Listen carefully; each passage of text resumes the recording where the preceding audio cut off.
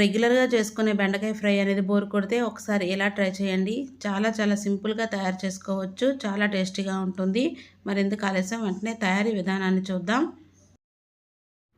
దీనికోసం ముందుగా stove on చేసుకొని కడాయి పెట్టుకోవాలి.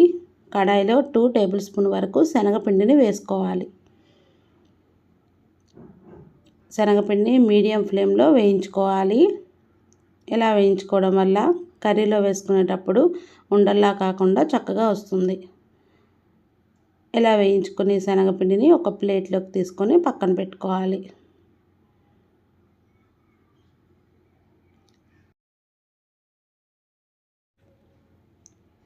కడాయిలో 3 టేబుల్ స్పూన్ వరకు ఆయిల్ వేసుకోవాలి.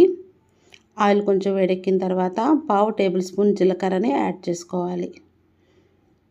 ముందుగా కట్ చేసి పక్కన పెట్టుకున్న బెండకాయల్ని దీనిలోకి యాడ్ చేసుకోవాలి. నేను 1/2 కేజీ బెండకాయలతో కర్రీ చేసి చూపిస్తున్నాను. మరీ చిన్నగా కాకుండా మరీ పెద్ద సైజులో కాకుండా వీడియోలో చూపిన విధంగా కట్ చేసుకోవాలి.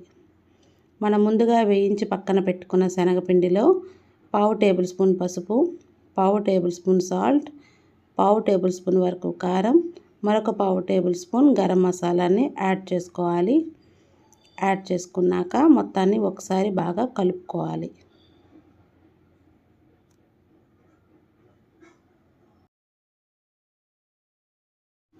కలుపుకున్నాక కొంచెం వాటర్ని యాడ్ చేసుకుంటూ పిండి మొత్తాన్ని కలుపుకోవాలి.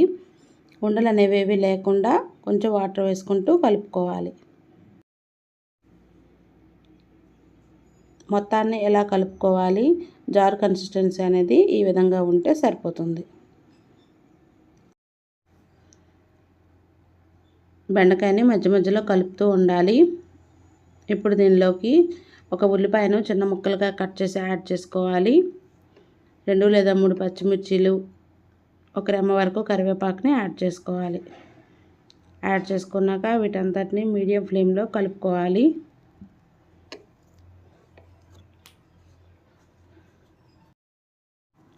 దీనిలోకి 1/2 టేబుల్ స్పూన్ వరకు పసుపు, రుచికి సరిపడా సాల్ట్, మరొక 1/2 టేబుల్ స్పూన్ వరకు కారాన్ని యాడ్ చేసుకోవాలి. యాడ్ చేసుకున్నాక ఈ మొత్తాన్ని బాగా కలుపుకోవాలి.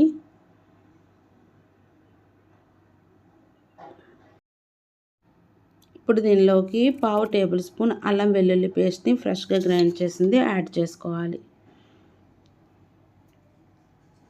ముందుగా ఆనియన్స్ని అల్లం వెల్లుల్లి పేస్ట్ని యాడ్ చేయడం వల్ల బెండకాయలు అనేవి క్రిస్పీగా కాకుండా సాఫ్ట్గా అయిపోతాయి. అందుకే వీటిని తర్వాత యాడ్ చేసుకోవాలి. యాడ్ చేసుకున్నాక పచ్చివాసన లేకుండా వీటన్నిటిని చక్కగా వేయించుకోవాలి. ఇప్పుడు దీనిలోకి 1/2 టేబుల్ స్పూన్ వరకు ధనియాల పొడిని యాడ్ చేసుకొని మొత్తాన్ని మరొకసారి బాగా కలుపుకోవాలి.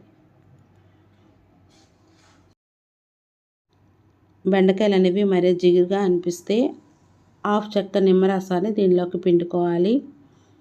ఇది ఆప్షనల్. ఫ్లేవరు టేస్ట్ అయితే చాలా బాగుంటుంది ఇలా నిమ్మకాయని యాడ్ చేసుకోవడం వల్ల. యాడ్ చేసుకున్నాక మొత్తాన్ని మరొకసారి బాగా కలుపుకోవాలి.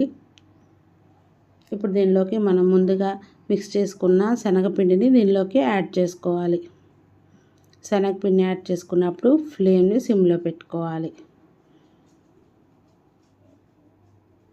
దీన్ని యాడ్ చేసుకున్నాక చిన్న వంట మీద ఈ మొత్తాన్ని బాగా కలుపుకోవాలి. శనగపిండిలో మనం సాల్ట్ అనేది వేసాము, బెండకాయలకు కూడా వేసాము కనుక మొత్తం అంతా చక్కగా సరిపోతుంది.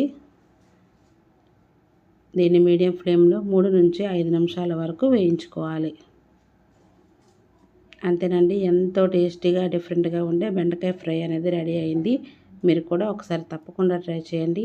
మీకు ఎలా కుదిరిందో కామెంట్ సెక్షన్లో నాతో షేర్ చేసుకోండి. వావ్ రుచులు బై మీ శ్రావ్స్ ఛానల్ని లైక్ చేయండి, షేర్ చేయండి, సబ్స్క్రైబ్ చేయండి. Thank you for watching.